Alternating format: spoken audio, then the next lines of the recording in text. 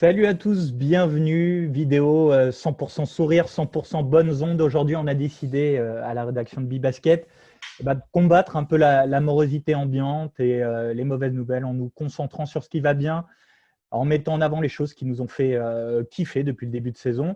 Alors, on ne va pas débattre de l'arrêt ou de la poursuite des différents championnats. Ça, vous avez toutes les infos sur le site, sur l'application, non? Ce qu'on va faire aujourd'hui, c'est se concentrer sur le sportif et discuter des équipes, des joueurs qui nous ont fait plaisir depuis la reprise des championnats.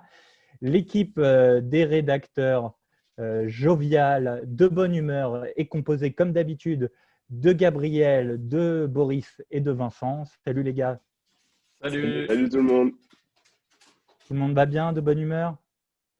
Autant que possible dans cette période de confinement. Tout à fait.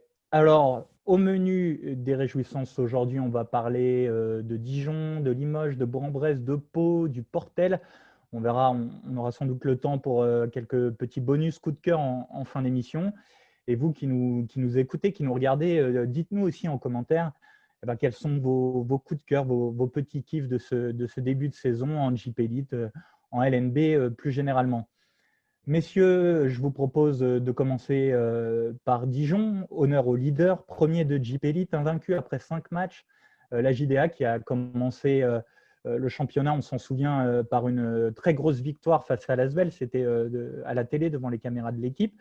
Puis ensuite, la JDA a continué à faire le taf et donc ce bilan impeccable de 5 victoires en autant de rencontres. Pourtant, dans notre vidéo de présentation de la saison, on ne les comptait pas forcément parmi les gros favoris. Boris, tiens, est-ce qu'on a encore un peu sous-estimé Dijon comme chaque année presque? Oui et non, j'ai pas le sentiment qu'on en faisait non plus une équipe à la lutte pour les playoffs. On les voyait comme un outsider sur un spot de 3-4e. Là, effectivement, ils sont sur une super dynamique. Après, on est dans une vidéo de toute manière de conclusion un peu hâtive. Voilà, il faut relativiser tout ce qu'on va dire aujourd'hui. Mais j'ai pas le sentiment qu'on avait sous-estimé Dijon. Mais en revanche, c'est effectivement une des grosses cylindrées qui répond présent et peut-être encore un peu plus que ce à quoi on pouvait s'attendre et qui avait fait aussi, alors on se parle du championnat, mais un Final 8 plutôt intéressant en Champions League. Peut-être que nous, ou toi personnellement, on les sous-estimait pas, mais on a quand même l'impression qu'ils sont tout le temps considérés un peu en dessous et que bon, petit budget, petite masse salariale par rapport à la concurrence et ça ne change pas ces dernières années. Ils continuent leur marche en avant. Vincent, est-ce qu'ils t'épatent un peu les Dijonnais en ce début de saison?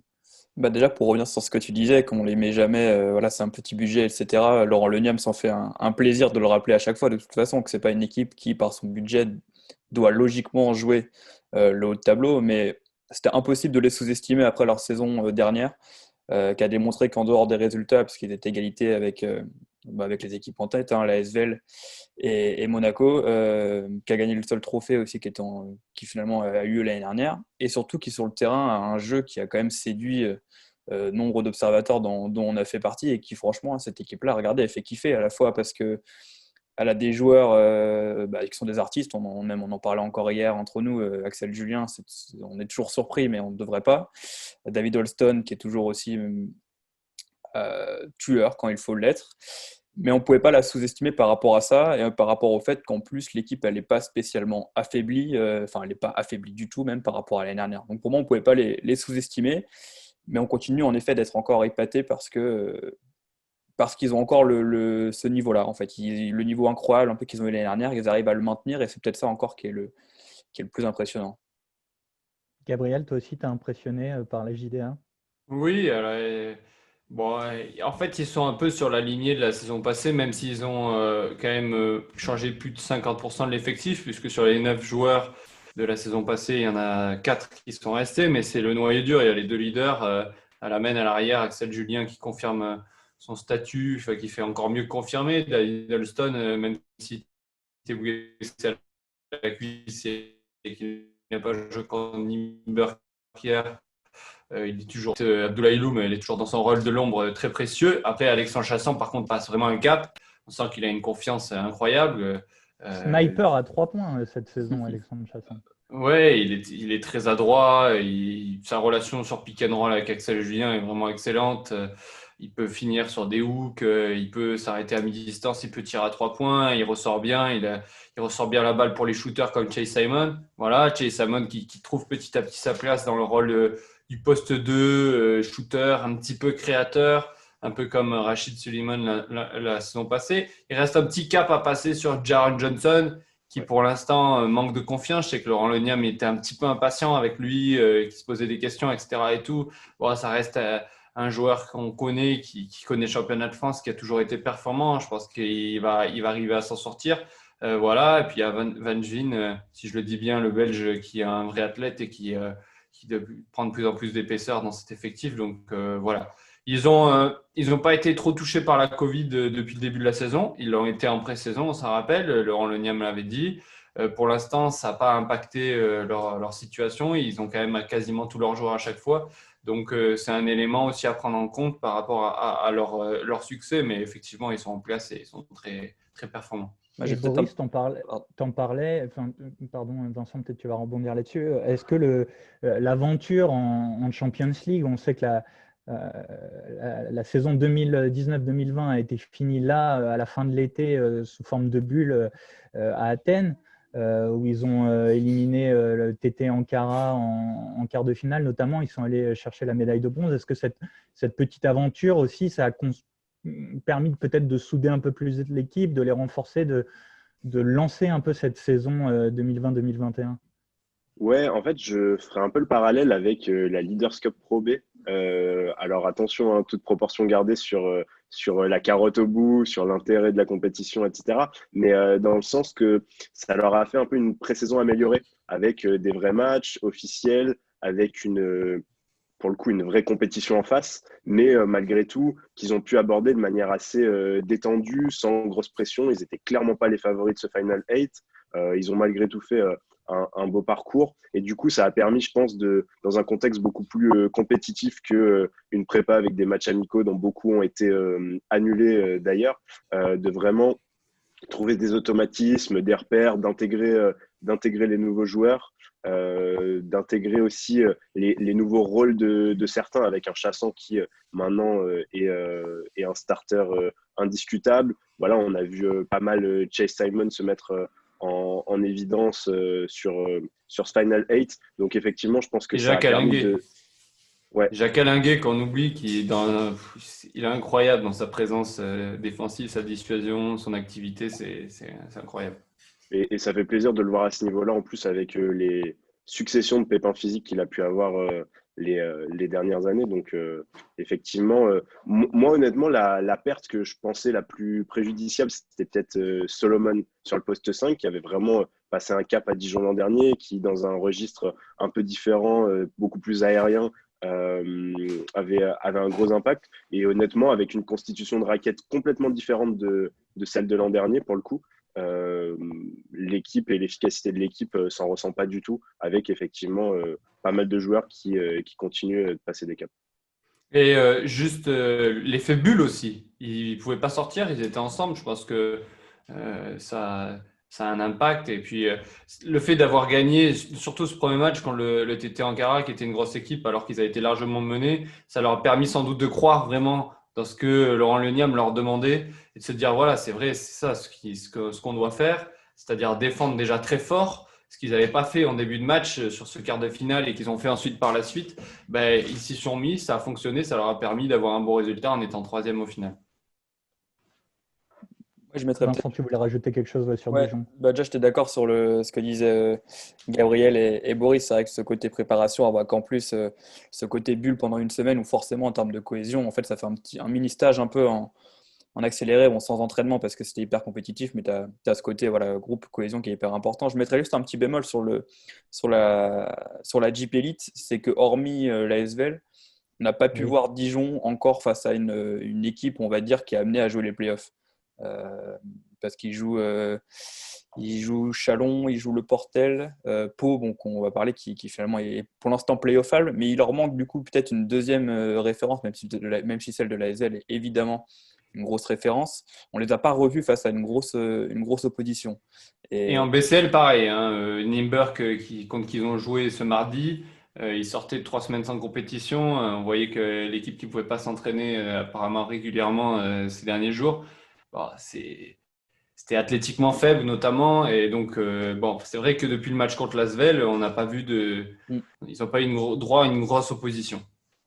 Et bah après, ils gèrent les matchs très bien parce qu'ils sont à plus, j'ai regardé, j'ai fait le calcul en JPL, ils sont à plus de 12 points d'écart moyen quand ils gagnent. Donc ils gagnent et ils font pas semblant. Mais voilà, c'est peut-être le petit bémol que je voulais apporter, c'est qu'on ne les a pas revus face à une vraie opposition. Bon, en tout cas, Dijon bien en place. On parlait de Basketball Champions League, la BCL, une autre équipe française qui est engagée en BCL et qui joue d'ailleurs ce mercredi à la Poel Jérusalem, c'est Limoges. Limoges en championnat, c'est un bilan de 3 victoires, 2 défaites. Correct, sans plus, peut-être, on va voir comment vous le qualifiez, mais on voulait surtout aussi insister avec le début de saison de Limoges sur le début de saison de 2 joueurs français, Nicolas Lang et Jerry Boutiellet. On sait que Limoges a misé sur la continuité de son effectif cette saison et notamment en mettant ces deux joueurs français au cœur de son jeu, de son effectif. Et ces 2 joueurs ont été récompensés d'une première sélection en équipe de France. Ce sera pour la fenêtre internationale de fin novembre à Pau, en qualification pour l'Eurobasket. Gabriel, est-ce que c'est une récompense logique, méritée de voir ces 2 Limougeaux en bleu? Bah oui, je pense que Nicolas Lang, c'est un joueur quand même d'expérience. Il a que 30 ans, mais ça fait 12 ans qu'on le voit au plus haut niveau. Il a gagné des titres. Voilà, on le sait, c'est un joueur avec un fort QI basket et une grosse adresse.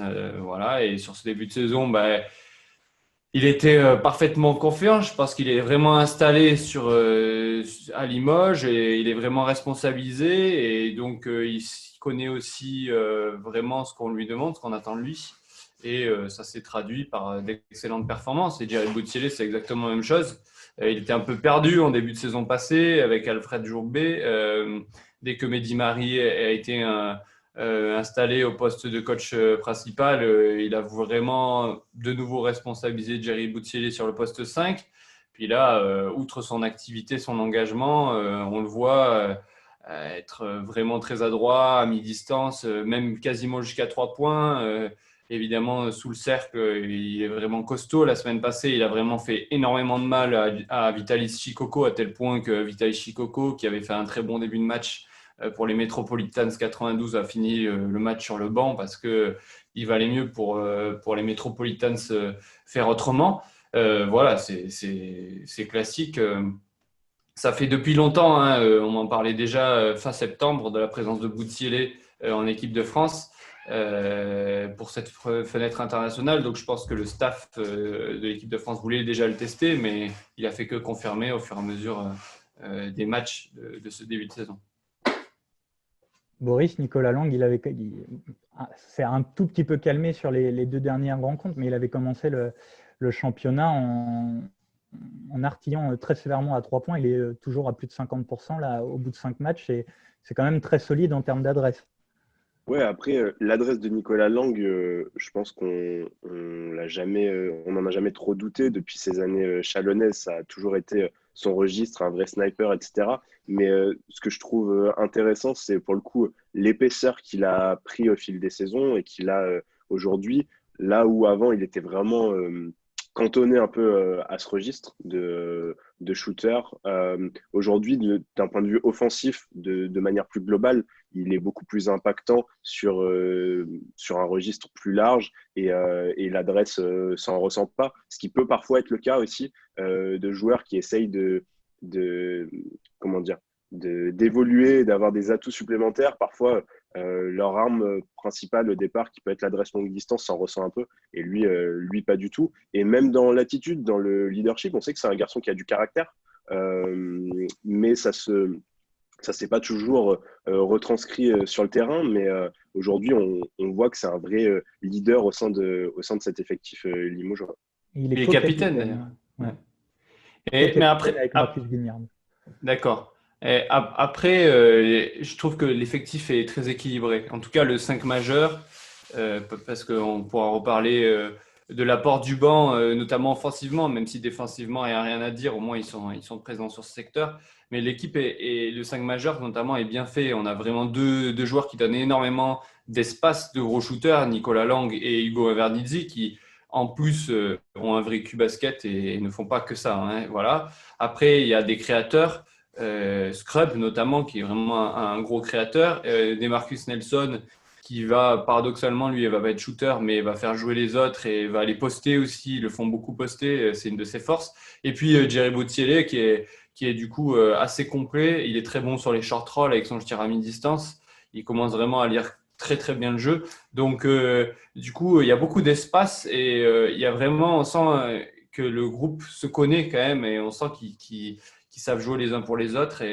Et voilà, donc Nicolas Lang est vraiment en confiance dans ce dispositif-là. Pour Nicolas Lang, j'ai regardé un petit peu les stats pour nos auditeurs. Il est à 19,4 points en Jeep Elite, 57% à 3 points, alors qu'il tire quand même 7 3 points par match. Donc il a 35 tirs à 3 points depuis le début de saison. Il n'y a que Brandon Jefferson qui en a tiré plus.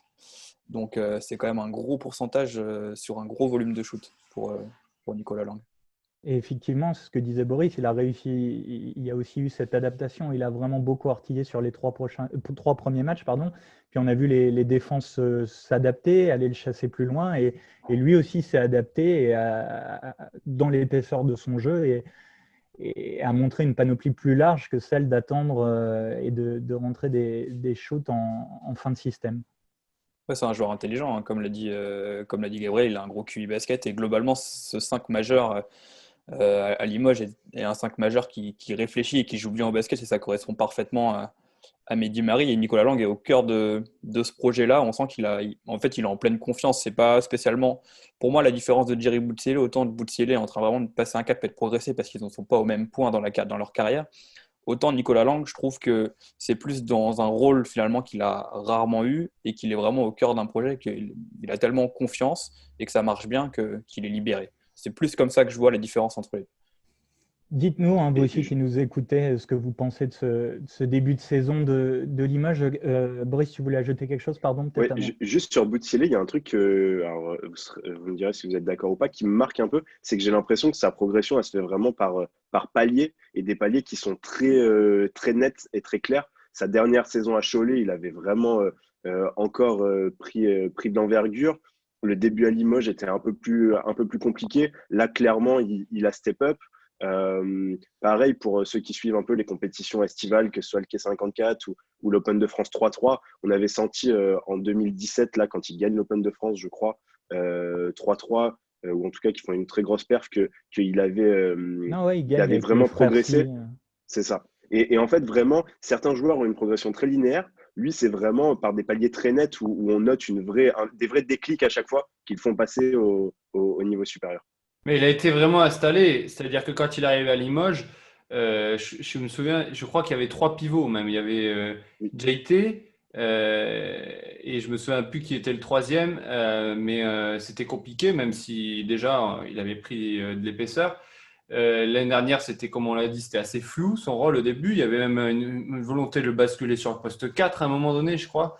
Bon, là, il est vraiment installé comme le poste 5 numéro 1. On a Pommier qui arrive en rotation derrière, mais qui apporte vraiment de l'engagement, du rebond et qui offensivement un peu plus frustre.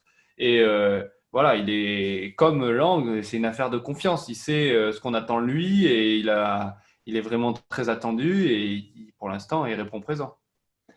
Autre équipe qui répond présent en ce début de saison, c'est Bourg-en-Bresse, pardon. 3 victoires en 3 rencontres en Jeep Elite. Il y a eu notamment ce match complètement dingue qu'ils ont gagné en prolongation contre l'Asvel. Il y a aussi un bilan inespéré presque en Eurocoupe. On rappelle que Bourg découvre l'Europe cette saison. Ils sont déjà à 3 victoires, 1 défaite en Eurocup. Il y a Zach Peacock qui retrouve presque une seconde jeunesse, Danilo Andjuzic, qui confirme qu'il est l'un un peu des meilleurs scoreurs du championnat, Pierre Pelos qu'on a vu en mode MVP contre le Partizan de Belgrade. Tiens, Vincent, elle est sacrément séduisante, cette équipe de Bourg en ce début de saison, non? Ouais, déjà, on va présenter nos excuses déjà aux supporters Burgien de ne pas en avoir parlé lors de notre preview. Il faut dire qu'on avait on avait beaucoup d'équipes déjà à évoquer. Mais oui, oui, clairement, Bourg, c'est la bonne surprise de ce début de saison. Mais même si au niveau de l'effectif, c'est pas enfin, comment dire, les résultats sont pas hyper surprenants par rapport à l'effectif qui est quand même de qualité. Mais ils ont quand même fait un peu plus que ce qu'on pouvait attendre. Y aller gagner aux partisans, parce que tu parlais de l'Eurocoupe, c'est quand même costaud pour une première expérience, même si c'est un contexte. Voilà, le Pionnier était évidemment pas plein comme il peut l'être d'habitude. Ils ont quand même accroché Badalone à domicile, donc c'est quand même costaud. Et en fait, ils ont une équipe qui est assez, je trouve. Il y a du banc, on parlait de Limoges qui est un petit peu plus compliqué au niveau du banc. Là, je trouve que Bourg a un effectif qui est un peu plus large, en tout cas en termes d'apport offensif, et ça aide beaucoup. Et puis, tu en as parlé aussi de Danilo Ondzujic, qui est quand même très costaud. Je parlais des 57% à 3 points de Nicolas Lang, lui, il a 67% en Jeep Elite. Bon, ils ont joué que 3 matchs, mais c'est quand même plutôt costaud. Et Maxime Courby qui est à 9 sur 13 en Eurocup. À 3 points, Maxime Courby. Et par rapport à ce que tu disais, Vincent, sur le fait qu'on les a un peu omis pendant notre preview, il y a eu une variable d'ajustement aussi qui n'est pas à négliger. Je ne sais plus à quel moment on l'avait enregistré exactement, mais c'est le changement sur le poste 5. Quand tu passes de Darrell Poirier sur le papier à Alen Omic, ça change quand même grandement la donne, et notamment pour l'Eurocup. Mais on a vu aussi en championnat l'impact au poste 5 qui a absolument rien à voir. Et qui est aussi un gros ingrédient du succès de la JL. C'est sûr qu'on parlait de Chikoko Halilovic en preview, bon, finalement qu'on n'a pas encore pu voir et on se posait des questions sur la complémentarité. Là, quand tu as Peacock et Omic, c'est finalement peut-être, en tout cas sans aucun doute, du niveau Chikoko Halilovic, voire peut-être au-dessus. Peacock, Gabriel, qu'on pensait, alors déclinant, c'est peut-être un mot un peu fort, mais voilà, plus haut niveau de son titre de MVP, et pourtant qui réalise un début de saison canon. Alors mardi, c'était un peu plus compliqué en Eurocup, mais il revenait d'une blessure. En JP Elite, il réalise un super début de saison en tout cas. Ouais, quoique ce mardi, là, j'ai regardé le match et je le trouvais vraiment justement présent avec une volonté défensive, un leadership. On le voyait vraiment communiquer. C'était un match très serré où l'équipe turque, dont je ne prononcerai pas le nom, mais vous voyez, l'équipe stambouliote, qui est venue en face et ça passait il passait devant, puis Bourg passait devant, etc. Il y avait vraiment ce leadership fort de Peacock, qui est évidemment Zach Wright, qui est un leader reconnu. Et je trouvais qu'il était très présent hors du scoring, justement. Alors que bon, ça a toujours été un fort scoreur, un bon shooter, avec un bel impact physique. Mais oui, c'est assez intéressant de voir qu'il répond encore vraiment présent. Comme l'a dit Vincent, il y a quand même un effectif très long. Et il n'y a pas tout le monde qui, pour l'instant, est performant, puisque même si Omic, avec ses caractéristiques, s'adapte et apporte, je pense que le meneur Allen, c'est compliqué pour l'instant. Voilà, il n'est pas performant, il fait encore moins 5 d'évaluation hier. C'était un joueur qui était très attendu, et pourtant, ils sont sur les deux tableaux vraiment bons. Donc, avec un effectif long, c'est plutôt rassurant par la suite, finalement, qu'ils arrivent à être performants et qu'il manque l'apport de joueurs supposés être importants. Dernière année de contrat pour Peacock. C'est l'effet free agency. Le fameux ouais, syndrome. mais pour l'instant, il se fait pas. Pour les 2 matchs par semaine, l'ont pas gêné, même si pour l'instant, ça va plus être 2 matchs par semaine. Et on avait un peu peur, puisque c'est pas un joueur qui, avec son statut de MVP, par exemple, était allé chercher des coupes d'Europe. Non, lui jouer une fois par semaine, lui allait bien. Et finalement, ce rythme de 2 matchs par semaine lui convient pour l'instant correctement aussi. En parlant de gros joueurs, messieurs, j'aimerais qu'on se penche sur une autre équipe qui nous inquiétait un tout petit peu en début de saison quand on a vu son recrutement, c'est Pau. Pau qui finalement est en JP Elite à 3 victoires pour 1 défaite. C'est une équipe qui a été très touchée par la Covid. On se rappelle du match reporté au tout dernier moment face au Mans. Mais pour l'instant, Pau s'en sort plutôt bien en championnat, et tout ça, c'est lié en grande partie à la réussite d'un joueur, Shannon Evans, poste combo garde un peu 2-1, qu'on découvre cette année, qui arrive de Hongrie, qui pour l'instant est meilleur marqueur, meilleur passeur, et meilleure évaluation du championnat. Boris, qu'est-ce que tu penses un peu de ce début de saison de Shannon Evans et des Palois?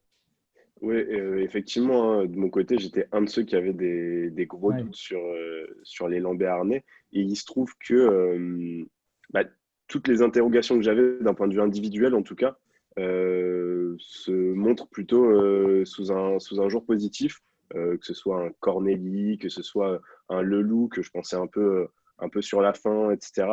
Tout le monde répond présent. Et effectivement, Shannon Evans, qui était un joueur qu'on savait talentueux, mais dont, en tout cas, personnellement, j'avais du mal à jauger le niveau réel par rapport à la Jeep Elite, s'avère être un énorme joueur, à la fois dans le scoring et, comme tu le disais, dans le passing game aussi, ce qui est relativement rare. On a le souvenir notamment du côté du Bern de Cooper qui distribuait les caviars, mais qui était un peu moins présent dans le scoring. Là, pour le coup, avoir un joueur qui est aussi fort sur ces deux registres-là, c'est rare. Et de manière générale, tout le backcourt de l'élan béarnais fonctionne bien, puisque Vissenford est bien aussi, et même le petit Gérald Ayayi a réalisé des sorties vraiment intéressantes avec un temps de jeu important. Il est à 14 ou 15 minutes de moyenne, donc c'est vraiment un secteur qui fonctionne bien et qui est porté complètement par Evans d'un point de vue individuel.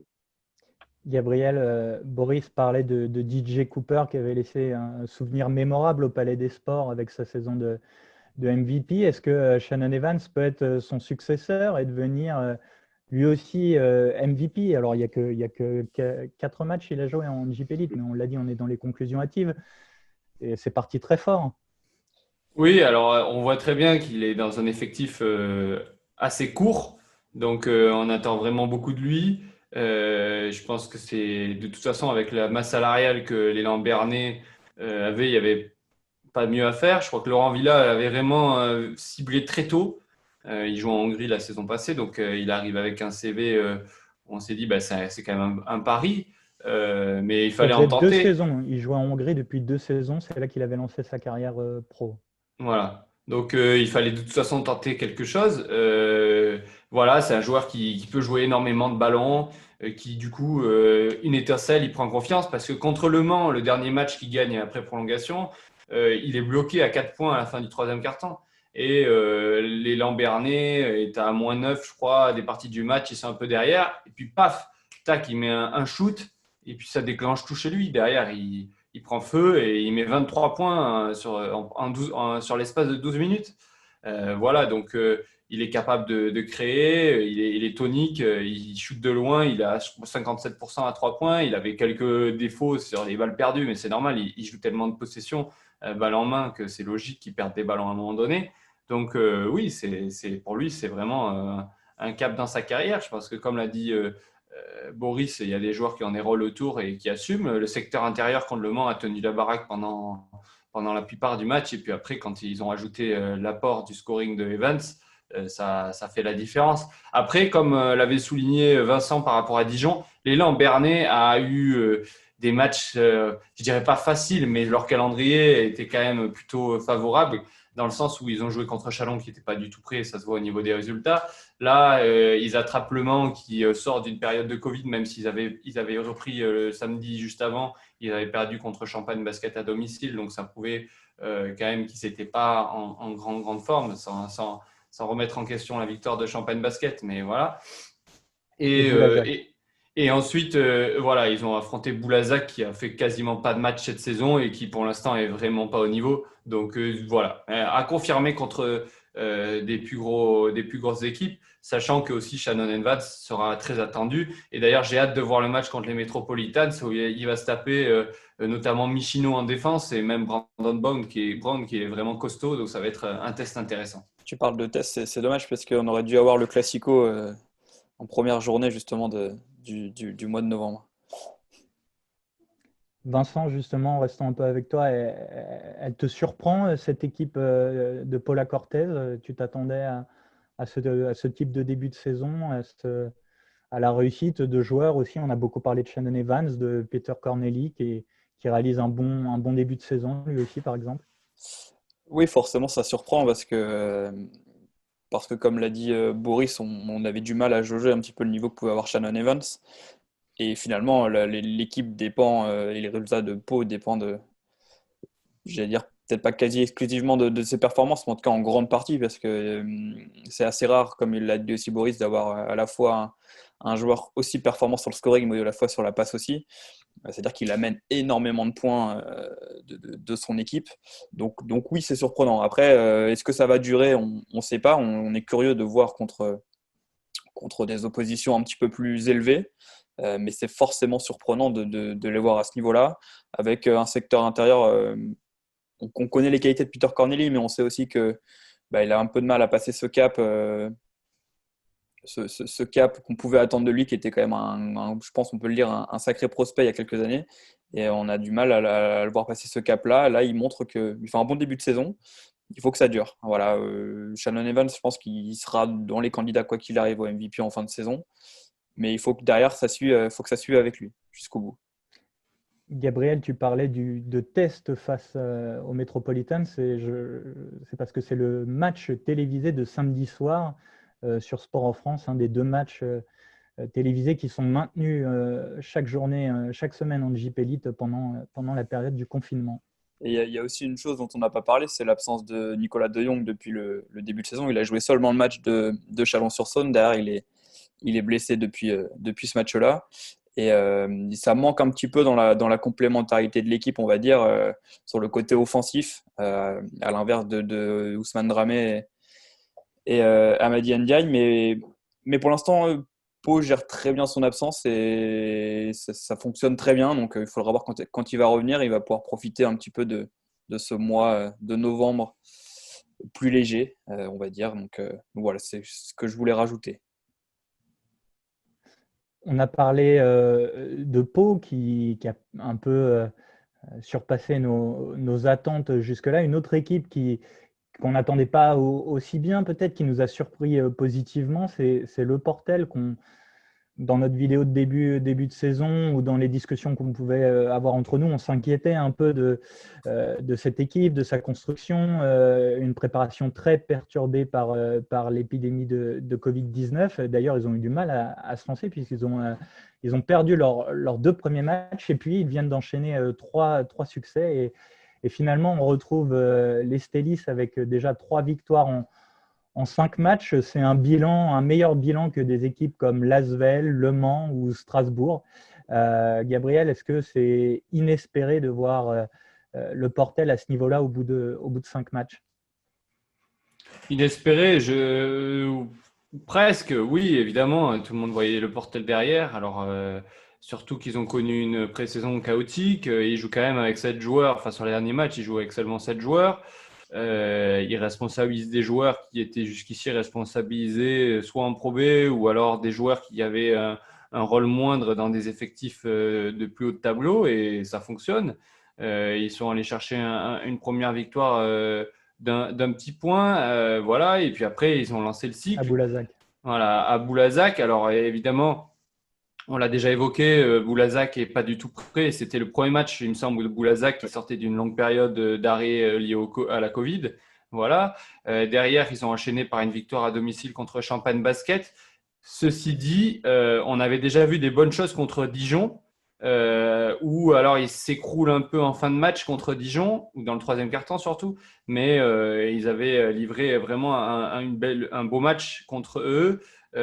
Contre ce qui est le leader du championnat de France, tout simplement. Et ça montrait que l'attitude volontaire, l'agressivité que prône Éric Girard et le club, le fait de vraiment mouiller le maillot, hein, en langage classique dans le sport, voilà, et il était là. Il y a des joueurs d'expérience. Georges Joseph, je pense, fait beaucoup de bien à la fois sur le terrain et dans le vestiaire.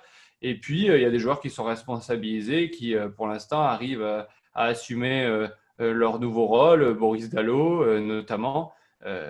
Voilà. Et j'ai oublié son nom juste là, mais en tout cas, ça fonctionne et c'est tant mieux pour eux. Ils sont sur une belle dynamique. Voilà. Mehdi Ngoma, voilà. Mehdi Ngoma, excusez-moi.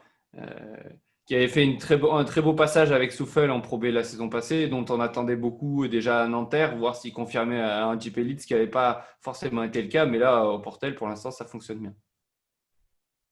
Ouais, et puis tu l'as dit hein, en soulignant le parcours du Portel, mine de rien, ils prennent 2 victoires contre des concurrents directs au maintien, Champagne et Boulazac, et celles-ci, elles pèseront sûrement lourd à la fin de la saison.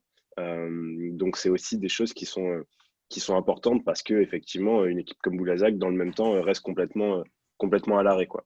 Et tu le disais aussi, je pense qu'il y a eu des bouts d'ajustement là sur le début de saison avec Géorgie Joseph, avec Charles Noé Abouo. Et c'est des choses qui ont été plutôt bénéfiques à l'effectif. Le retour d'Éric Girard, je pense, fait plutôt du bien aussi par rapport à une année dernière qui avait été compliquée avec Christian Monchot qui a jamais réussi à trop trouver sa place au sein du club. En tout cas, c'est le sentiment que ça donnait. Donc, ouais, l'effectif n'a pas forcément de génie, mais il est solide. Les mecs sont volontaires, sont bagarreurs. À l'image d'un McIntosh, hein, je l'avais vu jouer un peu avec Ostende au tournoi de pré-saison de Bourges l'année dernière, en précédente. Et c'est pas un joueur qui est un Américain qui est génial ou qui est forcément flashy, qui impressionne, mais c'est Ah, un c'est mec qui est sûr, il est costaud, qui est canadien, donc solide. c'est pas un Américain. Pardon, exactement. Mais voilà, c'est pas un mec qui est forcément très, très flashy, mais c'est solide, ça fait ses matchs, c'est régulier, et ça apporte aussi de la stabilité. C'est une équipe je l'avais trouvé déjà quand on avait parlé lors de la preview de la saison, qui était assez bien construite et qui en plus, comme tu l'as dit, Boris, qui a eu quelques ajustements avec Abou et Georgie Joseph. Mais c'est une équipe, je trouve, assez bien construite. Boris Dallo, j'étais curieux de le voir vraiment responsabilisé dans une équipe d'un niveau inférieur à celle de Strasbourg, et il montre qu'on peut lui faire confiance et qu'il a largement le niveau pour avoir un vrai rôle en Jeep Elite, même si c'est une équipe de bas de tableau. C'est pas Et lui qui met un très gros tir d'ailleurs contre Boulazac qui fait un peu basculer le match. je sais plus, justement, j'ai voulu rechercher qui c'est qui met le shoot à la fin, mais je n'ai pas retrouvé. Je sais pas si Boris peut nous dire, parce qu'il doit regarder tous les matchs de Boulazac. Non, peut-être pas quand même. J'étais à Blois ce jour-là. La transition parfaite. Non, Exactement. oui, juste sur le portage, je trouve que c'est une équipe qui est bien construite et il y a de l'expérience, hein. Mangin, ça fait très longtemps qu'il est ici et qu'il est là depuis le début que le Portel est en Pro A, enfin en Jeep Elite. Il a fait Pro A Jeep Elite. Georgie Joseph et Johan Passav Ductoy, ça connaît aussi la LNB. Et puis McIntosh, c'est plutôt une bonne trouvaille. Je ne sais pas si on peut parler de trouvaille parce que c'était déjà un joueur solide à Ostende, mais il confirme au Portel. Donc c'est forcément surprenant de les voir avec déjà 3 victoires, même s'ils ont battu des concurrents directs, donc il n'y a pas eu forcément des grosses oppositions. Mais Strasbourg quand même. oui, oui, Strasbourg, pardon, j'ai eu mon bêtise, il me manquait Puis la oui, troisième. la victoire à Strasbourg, elle marque, je pense. Ah, Alors il est c'est large. dommage qu'ils puissent pas enchaîner, mais ils étaient à moins 19 à la 22e ou En plus, 23e minute. Ils remontent et j'ai regardé le match à partir de ce moment un peu, mais ils surfent sur une vraie confiance. Et donc on peut construire sur ça. Puis c'est des victoires bonus, c'est pas toutes les équipes. Boulazac, par exemple, la même semaine avait perdu à Strasbourg. Et donc, on peut construire là-dessus. C'est dommage ils n'aient pas pu enchaîner, même s'ils étaient à 7 et que s'ils avaient enchaîné, peut-être que ça aurait été plus compliqué. Mais bon. t'as beau gagner que d'un point contre Boulazac, comme l'a dit Boris en fin de saison, ce petit point, il peut faire de grandes différences sur la fin de saison. Puis les victoires qui sont prises maintenant, elles sont plus à prendre. Et même s'il y a un petit coup de moins bien qui doit arriver après, ils ont déjà trois victoires et un bon bilan sur ce début de saison. C'est franchement une équipe euh, surprise, on peut le dire. Et c'est clairement une des réjouissances, puisque c'est le thème de cette vidéo du début de saison. Eh bien, messieurs, on a fait là le tour de nos 5 nouvelles réjouissantes annoncées en début de vidéo. Je nous laisse un petit peu de temps, je vous laisse un petit peu de temps à chacun pour faire un petit coup de cœur bonus assez rapidement sur un autre truc qui vous a plu, conquis en ce début de saison. Et on va commencer par Gabriel parce que je sais que tu veux absolument parler un peu de Blois. Et oui, on parle de Jeep Elite, alors on pourrait presque parler de Blois déjà, mais non, c'est bien qu'ils sont toujours en Pro B. Voilà. Ils sont repartis avec un effectif quasiment inchangé. Ils ont réussi à faire venir notamment, à faire revenir Tyrion Johnson. Et j'ai regardé le premier match. Alors, ils jouaient contre Poitiers. Bon, c'était un petit peu rigolo de voir contre Poitiers, puisque c'était à l'opposé l'équipe qui aurait certainement dû descendre si la saison avait continué. Enfin, ils seraient descendus, hein, soyons clairs. Voilà. Ils sont vraiment au-dessus du lot, même s'ils ont été un peu accrochés à Nancy. On sent déjà qu'ils ont une expérience commune plus forte. Et puis, les ajouts dans l'effectif se greffent très, très bien. Mbaye Ndiaye, il est vraiment impressionnant. Alors, on le sait, athlétiquement, c'est un ovni hein, à ce niveau-là. Mais il a déjà un impact dans le jeu très important. Il tourne à 15 d'évaluation en 20 minutes sur les 3 premiers matchs. Voilà. Et même Matteo Legat, qui finalement arrive avec un petit CV, pour Blois, hein, je précise, pour un club qui vise la montée en JP Elite, ça se passe très bien son intégration sur la ligne arrière. Et j'oublie surtout pas Mathis de Souyovo. C'est vraiment, voilà, on voit vraiment quelque chose d'intéressant parce que Mathis de Souyovo, alors oui, il n'a pas eu le temps peut-être d'installer à la LM Évreux. Il a été prêté en cours de saison pour quelque part avoir de l'expérience et revenir à l'élan Chalon. Finalement, du coup, il repasse par la case Pro B à Blois. Et on a l'impression que c'est un joueur dominant de la division, alors qu'à Évreux, dans une équipe plutôt de bas de tableau, peut-être que son utilisation était différente et il avait un apport qui sortait pas du lot. Là, dans une équipe très compétitive, il est à 15 d'évaluation aussi. Il a fait un 3e carton contre Poitiers. On voyait que lui, quoi. Et donc, voilà, ils sont aussi séduisants sur le terrain et l'utilisation de tous ces jeunes, c'est vraiment intéressant. Donc, je leur tire mon chapeau et puis j'espère qu'on va pouvoir continuer à les voir à évoluer et voir si les autres équipes qui commencent à se connaître arrivent à les gêner quelque part. Vincent, Ouais. on continue ce dernier petit tour de bonnes nouvelles. Est-ce que toi, tu as un autre coup de cœur, un autre petit kiff à mettre en avant? Ouais, c'est parce qu'on n'en a pas parlé, c'est pas une grande surprise au niveau des résultats des Metropolitans, mais il y a un joueur moi, que j'apprécie beaucoup sur les matchs que j'ai eus, c'est Tomer Ginat, que je dois avouer je connaissais pas spécialement avant qu'il arrive cette année, et franchement c'est un très très bon joueur du basket qui sent très bien le jeu, je trouve. Euh, c'est pas celui qu'on attendait le plus dans cette équipe Metropolitans parce qu'il y avait du talent avec Rob Gray qui est parti à Monaco, avec Shikoko, avec les deux Brown, Brandon et Anthony. Et, enfin, il y a du talent dans cette équipe-là, donc c'est pas forcément le joueur qu'on attendait, mais en fait c'est un peu le rôle de facilitateur, je trouve qui sent très bien le jeu, qui distribue bien les ballons, qui prend ses responsabilités. Hein. C'est lui qui fait gagner le match contre Limoges, si je dis pas de bêtises. Je crois qu'il était, Ouais, il les est 8 temps. derniers points. Voilà. Et il est deuxième à l'évaluation de son équipe à 16,3, 13 points de moyenne et un peu plus de 6 rebonds de moyenne. Donc, c'est le joueur qui m'a marqué marqué, je sais pas si c'est le mot, mais qui m'a bien plu sur ce début de saison. La diaspora israélienne qui est arrivée cet été Mm. en Jeep Elite, pour l'instant, elle fonctionne bien, même si les Chalons n'arrivent pas. Rafimenko est plutôt performant. Et donc, Ginat, vraiment, il s'est bien adapté. Et il y a Boris, Seged, on du coup, à termine. Gravelines pour compléter Oui, Le trio. Taïsegui, le trio. tout à fait.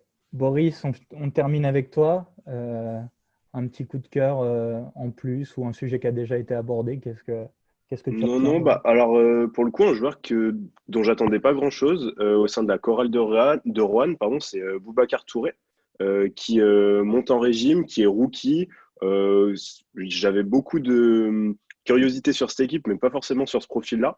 Et il avait déjà fait un bon match contre Gravelines Dunkerque et contre Cholet, là, sur la 5e journée. Il a vraiment fait une grosse prestation avec 20 points, 24 dévals. Et donc, je suis curieux de voir ce que ça va donner pour le coup, parce que c'est vraiment un joueur sur lequel je n'avais pas beaucoup d'espoir, quoi. Donc, Mais il a vraiment justement intéressé de voir la suite. un salaire d'espoir, a dit Jean-Denis Choulet. Voilà. Mais non, mais honnêtement, c'est un mec qui arrive sur la fin du recrutement pour compléter la rotation. Euh, Poste voilà, 5. donc exactement. Ouais, poste 5 remplaçant de la chorale et qui réussit à être impactant sur des temps de jeu qui sont relativement modestes. Donc vraiment curieux de voir comment ça va évoluer, voir si c'était juste un ou deux coups de chaud et un épiphénomène ou s'il va pouvoir s'installer dans la ligue. Eh bien, vous aussi qui nous avez suivis, écoutés, dites-nous en commentaire voilà, quels sont les joueurs, les équipes qui vous ont le plus séduit en ce début de saison. Merci de nous avoir écoutés. On vous donne rendez-vous très bientôt pour un nouveau débat. Et puis sur le site et l'appli pour continuer de suivre les saisons qui se poursuivent. On le rappelle, 2 matchs de Jeep Elite, chaque semaine pendant le confinement. Et puis les Bleus qui arrivent très vite avec la fenêtre internationale fin novembre à Pau. Merci, ciao, à bientôt, ciao à tous. Salut, Salut, à bientôt. Retrouvez les résumés de matchs et toutes les actualités sur bibasket.fr, le site numéro 1 sur le basket français.